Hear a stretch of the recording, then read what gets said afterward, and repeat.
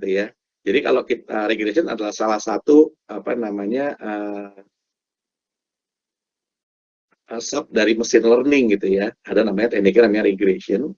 Jadi regression analysis itu dia digunakan untuk mempredik value ya dari dependent variable ya berdasarkan value dari minimal satu independent variable. Jadi contoh nih, misalnya kita mau nebak misalnya Y gitu kan, berdasarkan nilai X. Maka yang disebut sebagai dependent variabelnya itu adalah Y, atau itu yang mau ditebak ya. Sementara independent variabelnya adalah X ya. X itu adalah prediktornya, ya kan? Artinya komponen yang dipakai untuk menebak si Y gitu ya.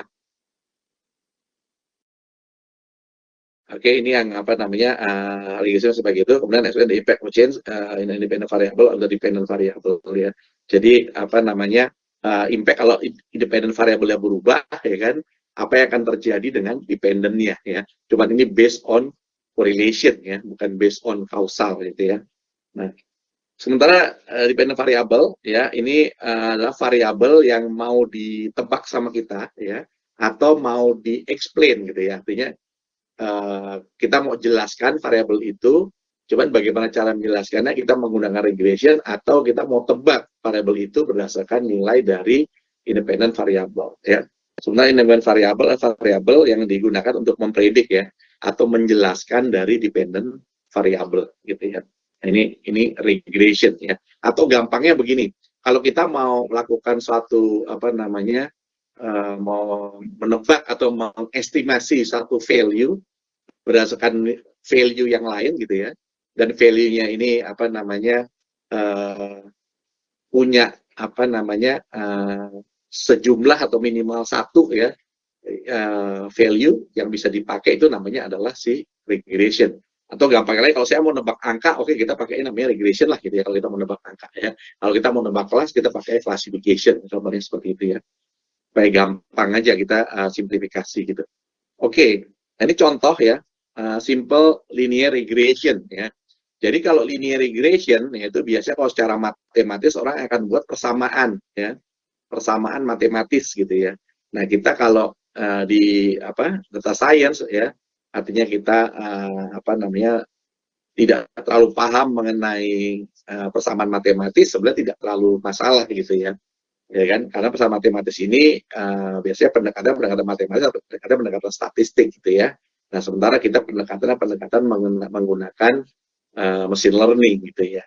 Jadi let's say ini contoh, ini adalah persamaan apa namanya, kita nggak akan belajar ya mengenai persamaannya. Coba kalau ada persamaan seperti ini karena jumlahnya ini tambah begini, maka most likely ya ini akan menghasilkan satu apa namanya garis lurus ya, atau kita sebut sebagai linear gitu ya. Nah, linear itu nanti ada istilah intercept ya, dan sebagainya, ada error ya, dan sebagainya ya. Tapi mungkin kita nggak akan bahas itu dulu. Tapi intinya adalah kalau kita punya satu value ya, di mana ada value x dan y ya kan, kita punya persamaan di mana y ini persamaannya adalah diperoleh dari perhitungannya si x ya dikali rumus gitu ya, dimasukkan ke dalam rumus ya, maka ini akan bergambar sebagai garis linier ya.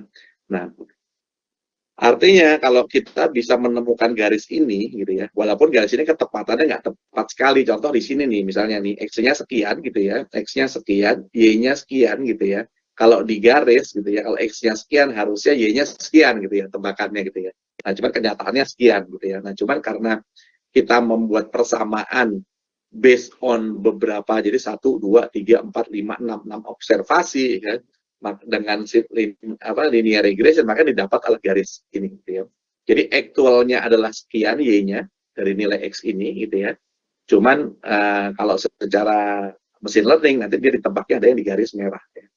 Contoh di sini, x-nya di sini gitu ya.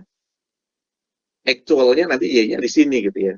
Tapi karena kita menggunakan regresi linear, maka mesin akan menghitung atau menebaknya, mengestimasi di sini gitu ya. Demikian juga yang lain ya. Jadi dengan kata lain sebenarnya tidak ada yang 100% gitu ya, apa namanya akurasinya di sini ya. ada yang kelebihan, ada yang kekurangan. Nanti kita akan lihat ya. Cuman intinya adalah bahwa kalau saya punya satu nilai X apapun, ya di mana, misalnya contohnya X-nya di sini, paling ujung kanan ya, maka menggunakan linear regression kita akan tahu Y-nya di garis merah ini gitu ya. Jadi kita lihat nih X-nya di sini, kita tarik ke atas ya, ke garis merah, kemudian kita tarik ke kiri ya, itu adalah nilai dari si Y-nya ya. Jadi cara kerjanya seperti itu.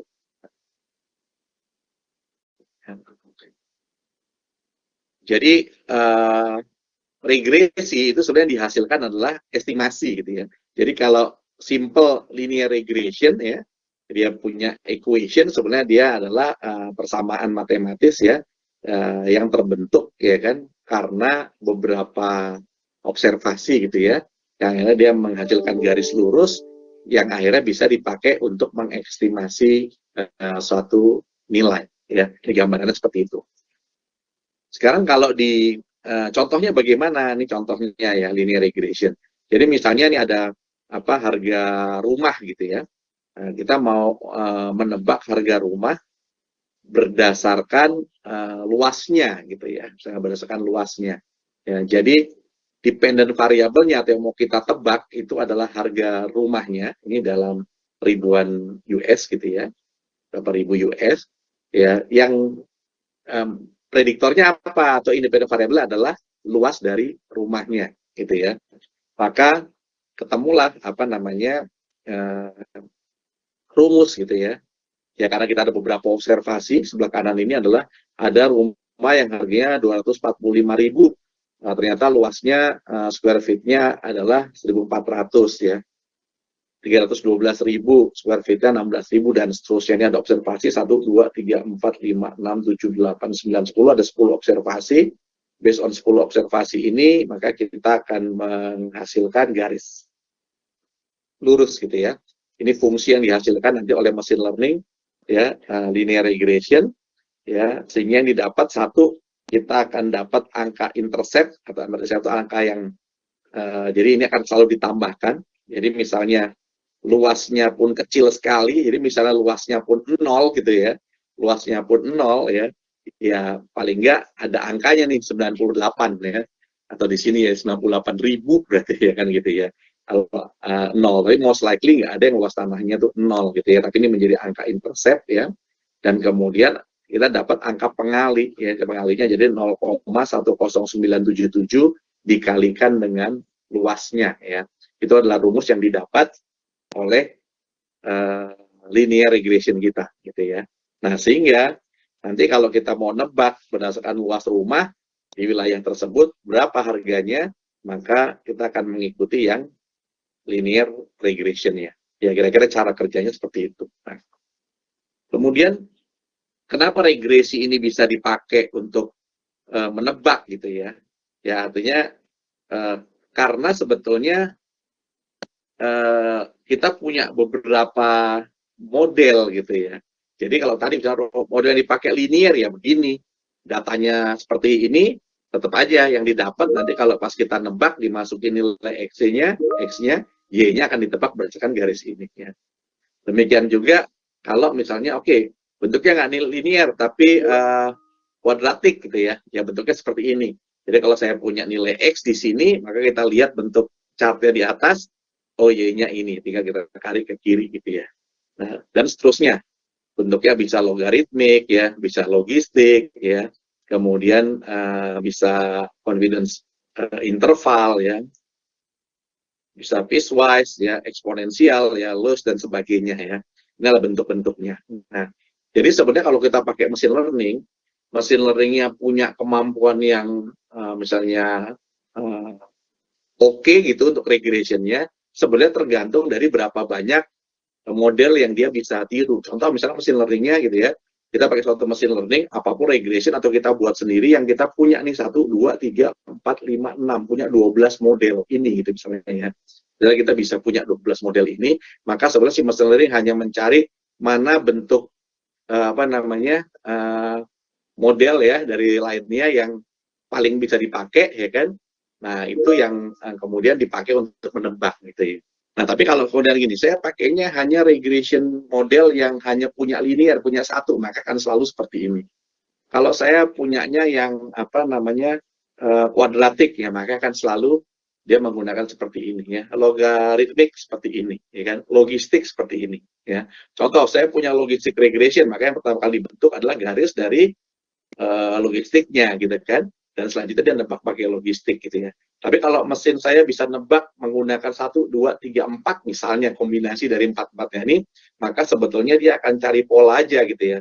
Jadi polanya, bisa saya punya 4, itu lebih dekat yang linear, kuadratik, logaritmik, atau logistik. Misalnya lebih dekat yang kuadratik, maka dia akan pilih kuadratiknya untuk kemudian dia, apa namanya, estimate value-nya, si Y-nya berdasarkan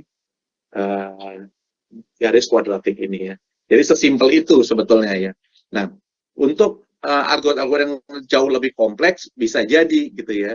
Dia punya semacam if then else di dalamnya. Kalau if datanya begini saya pakai linear, if datanya begini saya pakai logaritmik gitu ya. Dan kemudian dia bisa split-split lagi. Jadi misalnya contoh, untuk wilayah Amerika saya pakai kuadratik, untuk wilayah Indonesia saya pakai eksponensial gitu ya. Untuk wilayah misalnya China saya pakai linear yang no scope, no slope dan sebagainya gitu ya. Jadi itu makin kompleks algoritma sebetulnya karena apa? Karena dia hanya punya kemampuan ya untuk menyocokkan dengan beberapa regression model gitu ya. Tapi kalau sederhana algoritmanya ya dia hanya punya 1, 2 atau mungkin 3 kombinasi aja dari si apa namanya regression modelnya. Nah, oke, sekarang bagaimana kita makainya di machine learning? Ya, ini ada sampel regression ya. Tadi adalah yang house ya, jadi artinya memprediksi harga rumah. Mungkin supaya cepat kita langsung masuk saja ke apa namanya, ke contohnya. Oke, jadi teman-teman ini ada data gitu ya. Saya tampilkan dulu datanya. Jadi ini ada data sebetulnya, data mengenai harga rumah. Ya, ini ada pricing harga rumah. Ya. Nah, datanya itu rumah tersebut ada di area mana, berapa jumlah apa bedroomnya, bathroomnya, ya kan, kemudian storage-nya berapa, dia berapa lantai dan sebagainya, ya kan, punya basement atau enggak, ya kan, punya apa namanya pemanas air atau tidak, ya water heating dan seterusnya, ya. Terus kemudian dia parking untuk berapa mobil, dia furnished atau unfurnished misalnya begitu ya. Jadi based on data-data ini, ya, saya mau menebak harga ya. Jadi kalau saya nanti tinggal cari adalah kalau tadi kan dicontoh hanya areanya aja ya karena X dipakai menebak Y tapi in real case nggak mungkin cuma satu value biasanya gitu ya. Maka dengan saya tahu areanya dan saya tahu kombinasi apa namanya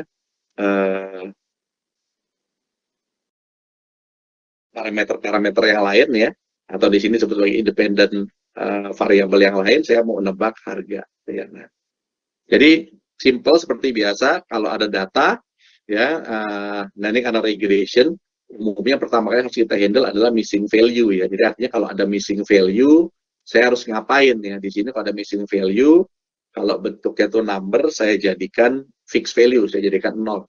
Jadi kalau nggak ada datanya, maka kita anggap itu 0 ya. Sementara apa namanya, kalau yang string, kalau dia nggak ada isinya, kita kasih value namanya unknown ya. Ini terserah kita ya. Karena bisa juga missing value-nya nggak diisi fixed value, tapi diisi misalnya linear interpolation atau moving average dan sebagainya. Untuk case ini adalah kita anggap 0. Nah, next seperti biasa kalau kita mau forecast karena mau ada training testingnya, maka kita akan partitioning. Di sini adalah 75 25 untuk trainingnya, 25 untuk testingnya ya. Dan kemudian kita cobakan kepada algoritma yang namanya linear regression gitu ya. Jadi kalau linear regression dan kita tahu karena ini adalah supervised ya kan algoritma, maka selalu ada learner dan ada prediktor ya. Kalau di NIM selalu begitu ya. Jadi di sini linear regression kita akan menebak price based on independent variable yang lain sisanya gitu ya.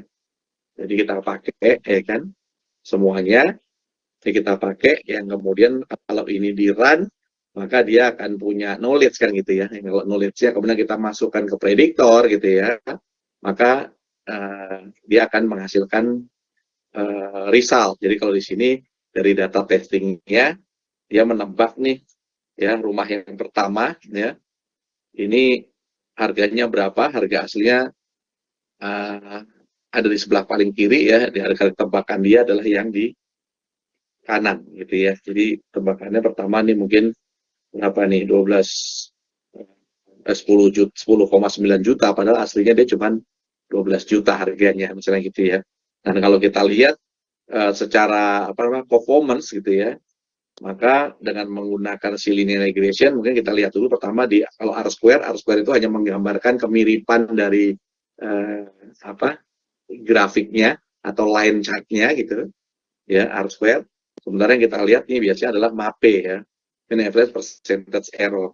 Jadi MAPE-nya dia 17%, berarti kira-kira akurasinya ada di sekitar 83% gitu ya.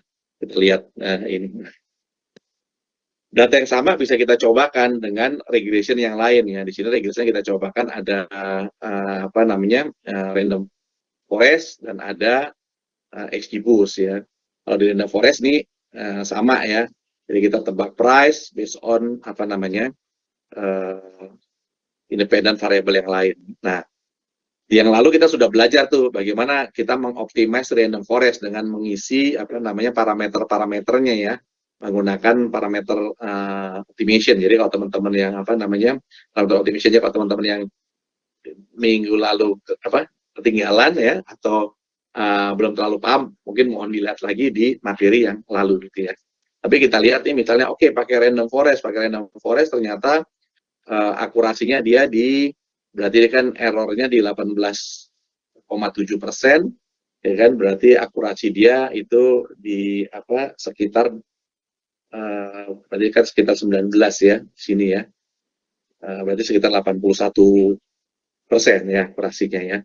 Jadi kalau di atas yang ini akurasinya adalah dia di sekitar 83% gitu ya. Nah, kalau kita lihat misalnya pakai XGBoost contohnya ya, ini akurasinya dia sedikit lebih baik ya, jadi di 83,6% gitu ya. Nah, ini menunjukkan apa gitu ya, bahwa suatu algoritma gitu ya, misalnya walaupun dia lebih strong, karena kan linear regression ini sebetulnya apa tidak se-strong dari XGBoost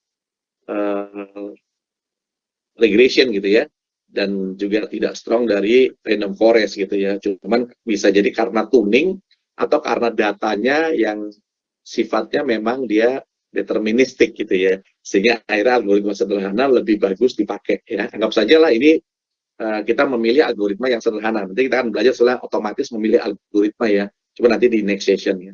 Jadi kalau misalnya saya mau pilih pakai linear regression ya, maka in real case nanti sebetulnya ya, tadi kan data ini dipakai untuk training testing ya. Nah, di training testing itu kan kita udah tahu nih sebetulnya angka aslinya berapa. Jadi kenapa data itu disebut testing? Karena kita sudah tahu actual price-nya, kita mau nebak, dan kita mau nebak apa namanya actual price-nya gitu kan. Nah, sehingga kita bisa lihat akurasinya. Tapi data asli yang mau ditebak kan actual price-nya nggak ada gitu ya. Jadi adalah data yang di bawah. Jadi kalau data yang di bawah ini dia kolomnya semua ada sesuai dependent variable yang dibutuhkan, tapi price-nya nggak ada ya. Karena itu price-nya akan ditebak berdasarkan hasil belajar dari si mesin learning-nya ya. Jadi kalau kita masukkan prediktor yang ilmunya diambil dari learner ini, ya maka kita bisa menebak apa namanya prediksinya. Nah, tapi dalam case ini kita nggak bisa menebak akurasinya lagi gitu. Kenapa? Karena kita nggak tahu harga aslinya ya. Kecuali kalau misalnya next period atau next month saya udah tahu nih, oh rumah ini ternyata harganya sekian gitu ya. Maka kita bisa masukkan datanya, baru kita bandingkan gitu ya. Jadi itu adalah testing, tapi mungkin apa namanya pasca dari regressionnya gitu ya. Jadi kita udah tebak duluan, udah estimate duluan, baru next kita punya datanya, kita bisa hitung kembali akurasinya apakah tepat atau tidak gitu ya. Oke, jadi ini gambaran sederhana dari regression gitu ya. Nah, kenapa regression ini menjadi sangat penting di bisnis? Karena seringkali di bisnis yang ditebak adalah angka gitu ya. Jadi contoh nih, misalnya kita punya beberapa parameter ya yang akhirnya mau kita pakai untuk menebak suatu apa namanya satu value ya atau satu value. Nah, tapi parameternya berapa sih? Karena kemarin kita sudah belajar optimisasi kan ya. kita belajar optimasi kemarin, optimization gitu ya. Jadi sekarang bagaimana akhirnya kita menggunakan linear regression ini untuk mencari apa namanya parameter yang paling optimize. Ya. Ini untuk mengingatkan kembali, kita akan singgung sedikit parameter optimization. Misalnya minggu lalu sudah dipelajari ya teman-teman yang yang kemarin belum join, mungkin nanti bisa lihat lagi di materinya yang kemarin belum join ya. Tapi saya ulangi sedikit. Jadi kalau misalnya optimisasi itu sifatnya bisa linear, bisa non-linear ya. Kalau linear itu ya contohnya tadi formula yang menghasilkan regresi linear ya. Formulanya memang linear ya. Itu linear. Tapi most of the time sebetulnya dia bisa di non-linear. Nah, buat di apa namanya di data science itu tidak menjadi terlalu penting gitu ya. Kenapa? Karena linear non-linear bisa dihandle oleh algoritma. Nah, jadi contoh optimasi ini kalau kita tidak menggunakan machine learning gitu ya. Contoh apa namanya optimasi, optimization. Contoh nih, kalau ada rumusnya activity rumusnya adalah sekian ya, maka kita tahu nih yang mau ditebak adalah activity, atau activity adalah ini objective value-nya adalah activity atau result-nya, ya kan. Kemudian ditebak berdasarkan nilai x dan y, karena di sini kita hanya nilai x dan y yang ada di rumusnya ya. Jadi x dan y adalah dependent variabelnya, activity adalah independent variabelnya. Ya, dependent adalah prediktornya, activity ini adalah independennya, artinya dia yang mau ditebak gitu ya. Nah, artinya kalau kita mau mencari cari nilai X dan Y teroptimum untuk menghasilkan nilai aktivitas tertinggi gitu ya. Kemarin kita sudah belajar bahwa kita di NIME bisa menggunakan node untuk optimization ya, di mana kita bisa mencoba kombinasi X dan Y untuk akhirnya mendapatkan nilai yang tertinggi ya. Jadi intinya kalau kemarin adalah ada rumus di tengah ya, kemudian kita pakai node parameter optimization ya, kemudian akan kita pakai untuk mensimulasikan akhirnya parameter terbaiknya itu apa. Yang kita harus ingat bahwa di NIME itu ada ada empat cara ya, atau 4 strategi untuk kemudian mengkombinasikan value ya. Jadi ada yang random search, ada yang Bayesian optimization, ada yang pakai brute force atau orang sebutnya grid search ya, ini benar-benar nyoba satu-satu kombinasi, dan ada yang pakai hill climbing gitu ya. Nanti mungkin teman-teman bisa baca lagi dari materinya gitu ya. Nah, kemudian dari sisi machine learning gitu ya, itu nanti ya buat kita cuma gini, ada model yang disebut sebagai model deterministik. Artinya model-model yang ini disederhanakan dengan algoritma yang diselesaikan dengan algoritma yang sederhana. Misalnya tadi linear regression atau decision tree ya. Dan model stokastik. Stokastik artinya diselesaikan dengan algoritma yang lebih kompleks ya. Misalnya algoritma pakai neural networks atau pakai random forest ya. Karena kan decision tree, kalau decision tree-nya banyak menjadi random forest gitu ya.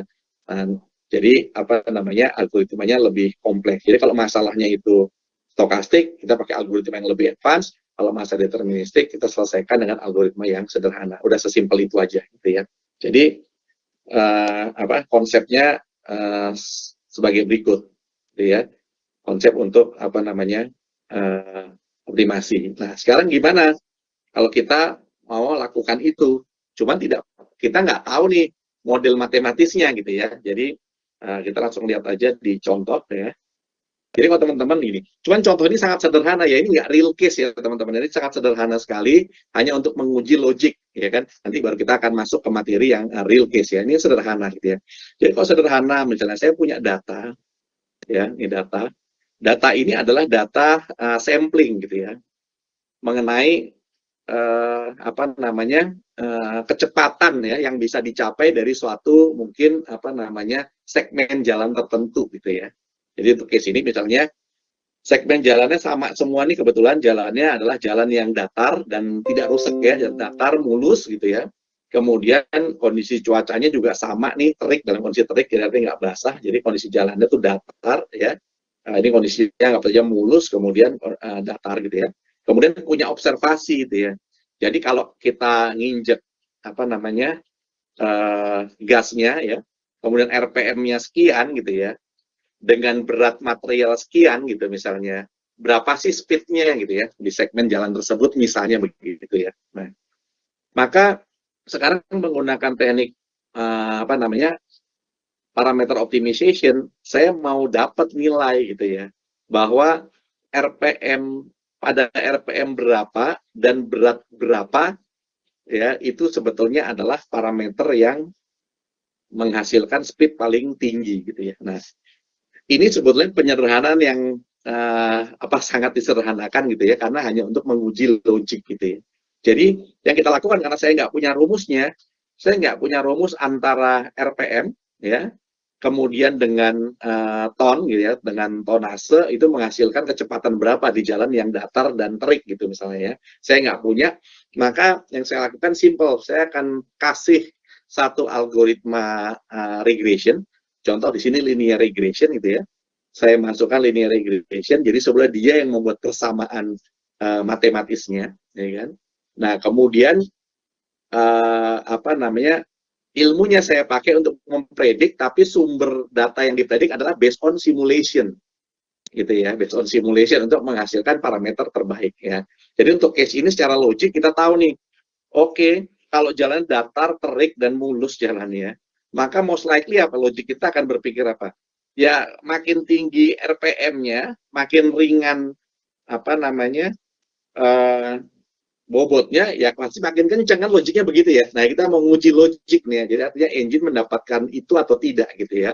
Nah, baru nanti kita akan next kita akan masuk ke yang real case gitu ya. Nah, contoh kalau kita lihat di sini ya, jadi tadi kan kita udah ada satu observasi, ini adalah observasinya, kemudian kita gunakan linear regression ya untuk menghasilkan sebetulnya persamaan matematis gitu ya, persamaan matematisnya. Dan kemudian saya mau tebak satu angka baru gitu ya, itu yang saya mau predik. Cuman karena saya nggak punya datanya, saya mau simulasi, maka saya akan simulasikan angkanya ya. Jadi kita akan menggunakan node yang namanya parameter optimization ya. Nah, ini akan ada kita akan buat simulasi. Jadi kalau di sini case-nya kita akan set bahwa rotasi ban atau RPM ini yang mau kita uji, RPM-nya mulai dari 2.500 sampai 3.500 gitu ya. Kemudian step size-nya adalah 100. Jadi kalau kita pakai yang brute force, nanti kita hitung satu-satu, dia naiknya 2.500, 2.600, 2.700 sampai 3.500 ya. Total berat materialnya ya, ini kita akan ujikan ya dari 15 ton sampai dengan 25 ton. Step size-nya 1, jadi 15 ton, 16 ton, 17 sampai 25 ton kita akan ujikan gitu ya. Nah, karena ini kita sebetulnya ini kita mau pakai hanya untuk menguji logik ya, logiknya dapat atau enggak gitu ya. Sebetulnya kalau dengan logik sederhana kita tahu nih, kalau jalannya tadi datar, mulus, ya maka otomatis makin ringan bobot, makin tinggi RPM-nya makin kencang kan begitu ya. Kita udah tahu logiknya. Saya cuma mau uji apakah mesin mendapatkan value yang sama ya. Jadi sebetulnya kalau kita lihat di sini 2.500 sampai 3.500 ya paling tinggi 3.500 ya. Kemudian total materialnya 15 sampai 25 paling rendah 15. Maka sebetulnya logik kita udah bilang nih, oke, harusnya ketemunya kalau mesinnya betul adalah di 3.500 RPM-nya, materialnya di 15 ton gitu ya. Kita uji nih. Sekarang ini kita jalankan dan kita pilihnya brute force supaya dicoba satu-satu ya. Jadi kalau ini kita jalankan, ini misalnya saya ini kan dulu ya dari awal. Nah, ini kemudian kita jalankan, kita run. Ya, jadi intinya begini, parameter optimization itu menghasilkan kombinasi value berdasarkan strategi yang kita pilih ya, bisa brute force, bisa high climbing dan sebagainya. Yang kita coba adalah brute force, ya kan. Kemudian karena outputnya adalah variabel, maka variabel harus dipindah ke row dulu atau dijadikan data ya, dari variabel menjadi table ya, karena itu inputnya yang dibutuhkan oleh si prediktor. Nah, outputnya kita jadikan variabel lagi. Kenapa? Karena si parameter optimization itu dia mainnya di variabel. Jadi selalu bentuknya seperti ini ya. Jadi ada loop start, kemudian ada variabel to table row, kemudian resultnya dikembalikan ke variabel, kemudian parameter optimization loop end. Jadi kalau ini kita jalankan, set gitu ya, maka dia akan coba resultnya. Nah, ini akan ada hasilnya. Dia menghasilkan bahwa yang paling optimum, karena ini kita tes, kita cek tadi adalah yang speed-nya paling tinggi kan gitu ya. Jadi kombinasi apa yang menghasilkan speed paling tinggi, maka dia mengatakan bahwa RPM-nya di 3.500 RPM dan beratnya adalah 15 ya, sesuai dengan logik kita tadi gitu ya. Jadi dia menemukan. Nah, bagaimana sih sebetulnya mesin menemukan ini? Sebetulnya dia akan mengkalkulat semua kombinasi dari si parameter gitu ya. Jadi parameter dikombinasikan, ya, dimasukkan ke dalam persamaan yang linear regression tadi, dimasukkan menghasilkan apa speed. Jadi kalau kemudian kita lihat nih speednya tinggal kita sorting aja, ya, descending gitu sebetulnya kan yang paling tinggi. Ini adalah 3500 dan 15 sesuai logik ya. Nah, cuman ini kita hanya apa namanya membuktikan ya bahwa parameter optimisasi bisa dipakai sebenarnya untuk menemukan sebetulnya berapa kombinasi dari parameter, ya. Sorry, kombinasi dari parameter untuk menghasilkan result yang maksimum atau yang minimum, gitu ya. Dan in real case sebenarnya kita nggak bisa begini karena sebelum saya menunjukkan bahwa oke, saya setuju nih menggunakan linear regression ini, saya harus uji dulu kan ada training testingnya apa dan sebagainya ya. Itu yang sudah dilakukan. Cuman untuk case ini anggap saja bahwa apa namanya kita menggunakan linear regression untuk menghasilkan values. Dan ini yang apa namanya kita bisa lakukan ya. Jadi itu terutama juga untuk nanti data-data yang memang actual di tambang ya, terutama yang berhubungan sama engineering gitu ya. Jadi untuk menghasilkan sebenarnya result terbaik berapa optimum dari parameter. Oke. Jadi mudah-mudahan sih teman-teman punya ide, cuman in real case nanti tidak bisa sesederhana itu. Karena itu gini teman-teman, next week gitu ya. Jadi next week di karena ini hari Jumat berarti cuti bersama ya, kita libur, kita ketemu lagi di Rabu depan ya, tanggal 15 ya. Masa tanggal 15 nanti kita akan sama-sama ujikan kemampuan teman-teman gitu ya. Jadi on the spot saya akan kasih data ke teman-teman ya, data yang simple ya. Dari data itu saya minta nih teman-teman akan menguji apa namanya outliers-nya. Jadi artinya outliers atau anomali harus dibuang dulu, ya kan? Kemudian dapat data yang bersih, ya kan? Data yang bersih, kemudian akan kita cari algoritma regresinya, gitu ya, untuk mendapatkan apa persamaan matematis ya, baik linear ataupun non-linear. Setelah itu teman-teman akan diminta untuk mencari parameter terbaik ya, based on data-data yang sudah dibuang anomalinya, gitu ya. Jadi datanya akan dikasih on the spot, datanya nggak akan rumit-rumit banget ya. Dan saya minta teman-teman minggu depan mengerjakan langsung. Intinya adalah ada data, dibuang anomali atau outliersnya, kemudian apa namanya buat regresinya, kemudian buat simulasinya, kemudian untuk menghasilkan result terbaik ya, kombinasi parameter terbaik ya. Dan kemudian saya akan pilih nanti beberapa teman ya, mungkin apa namanya bisa sekitar 5 orangan gitu ya, untuk kemudian menunjukkan resultnya ya. Jadi based on besok itu kita akan lihat, karena besok adalah pertemuan hari ini yang ke-8, next week adalah yang ke-9, jadi saya mau coba mengukur sebetulnya pemahaman teman-teman ya terhadap materi ya. Nah, kenapa datanya dikasihnya apa namanya mendadak gitu ya, on the spot dan sebagainya, ini juga melatih teman-teman supaya bisa membaca data dengan cepat. Tapi untuk besok datanya tidak akan terlalu apa namanya, tidak akan terlalu kompleks ya. Cuman itu data sebenarnya saya ambil dari real case gitu ya, mungkin nanti cuma disamarkan gitu ya. Cuman goalnya itu tadi, saya minta teman-teman mengerjakan langsung di minggu depan, kemudian nanti beberapa orang akan diminta untuk presentasi ya. Mungkin untuk materi hari ini cukup sekian